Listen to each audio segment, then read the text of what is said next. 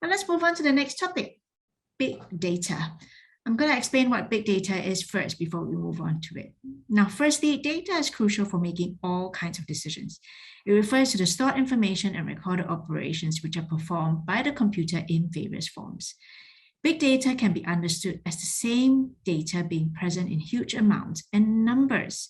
This consists of information powered by both humans and their devices. Big data is so large and complex in its size and storage that it is unable to be deciphered and understood efficiently by the traditional data management tools. In other words, you are not going to be able to use your Excel sheet to understand big data. Data engineers design, build, test, integrate, and optimize data collected from multiple sources. They use big data tools and technologies to construct free-flowing data pipelines that facilitate real-time analytics applications on complex data. Since everything leaves a digital footprint, the unprecedented digitalization of our world has created opportunities for us to gain new insights from data that wasn't possible before. These insights help us to improve business operations and increase revenue. Artificial intelligence, business intelligence, data science, exploratory analytics, and operational analytics. A lot of big words for impact of big data, but let's go through them one by one. Now, we talked about AI before, but how does AI work with big data? Data is a commodity unlike any other that the world has known. It is extremely valuable financially, but it can also be used directly in order to give a business a massive edge over the competition. Now, AI, especially in its most sophisticated implementation, relies heavily on large data sets and algorithmic learning. One of the most exciting applications of AI within the field of engineering is machine learning. Now, machine learning is dependent upon the constant generation and analysis of data. It is via the process of extensively collecting data about performance and subsequently analyzing it that AI is able to learn. If the program is equipped with the right algorithms to identify mistakes and formulate solutions, then it can perform a process and continuously refine it. For engineers who are working on large-scale public projects, big data will be a staple of their work.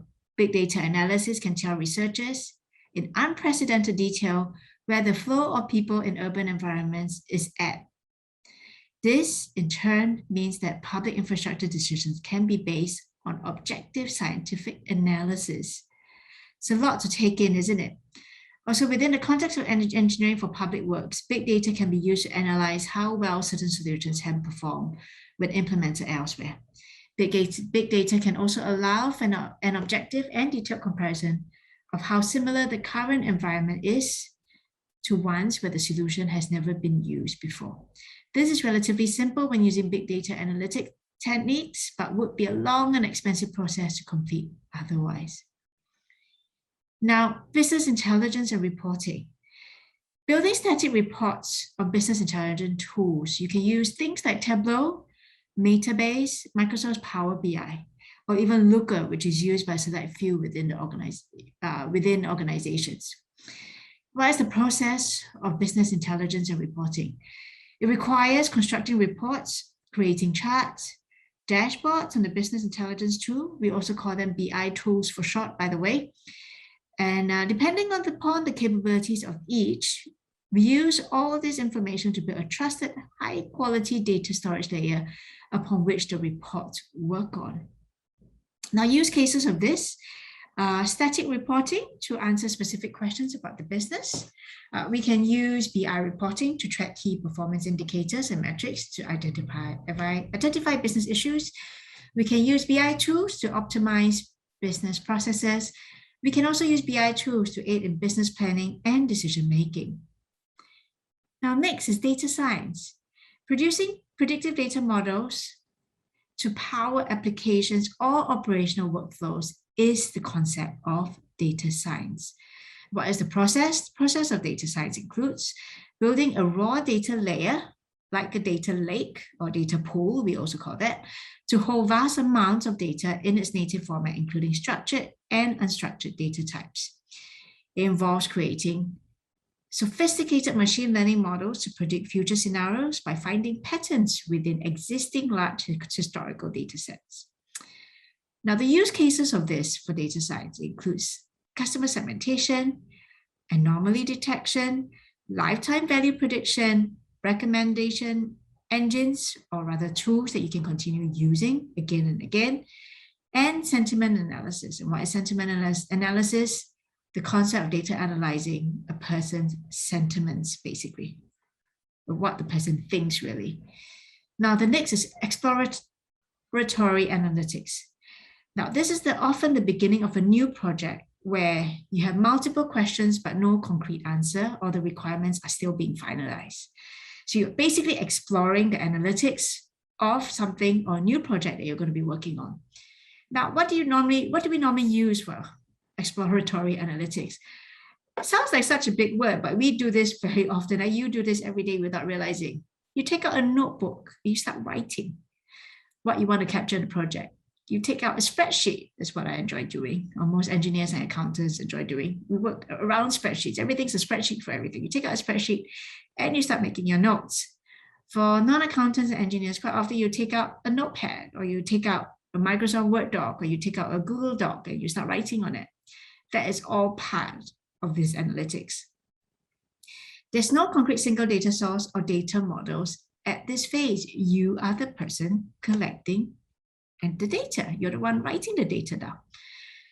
Now, the use cases of this is you want to try identify patterns within what you're trying to do. You want to try and fit things together within what you're trying to do. You want to understand the characteristics of your project. So that's what you're trying to do here. Last but not least is operational analytics. This is the process of putting the data access and sharing the data back to the customer-facing teams. So as an operational analytical person, you look at everything in the operations, such as it boils down to how efficient your manpower is. It boils down to even things like what are your most popular softwares, anything to do with the flow of the business and managing the business or managing the project. Now, the process involves amalgamating data from multiple sources into a warehouse and generating insights from the same warehouse. It can just be a pool, a data pool as well here that you're looking at.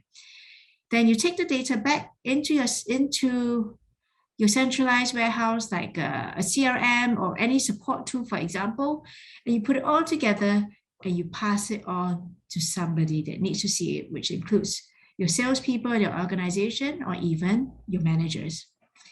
Now, use cases for it. You want to drive new sales opportunities. You need to understand your data. You need to understand where the revenue is coming from, what your highest selling product is, for example, even in engineering or construction, what your highest selling equipment are. You want to prioritize customer tickets and issues.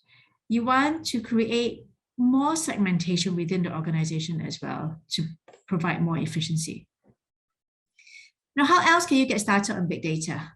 There are many ways. There is the Applied Data Science with Python Specialization course, and this is offered by the University of Michigan on Coursera. There's the Big Data Specialization course offered by the University of California in San Diego on edX. There's the Data Science Specialization offered by Johns Hopkins University on Coursera. There's the Introduction to Big Data offered by the University of California, San Diego on Coursera. There's also the Introduction to Data Science offered by Metis. It's one of my favorites as well, by the way.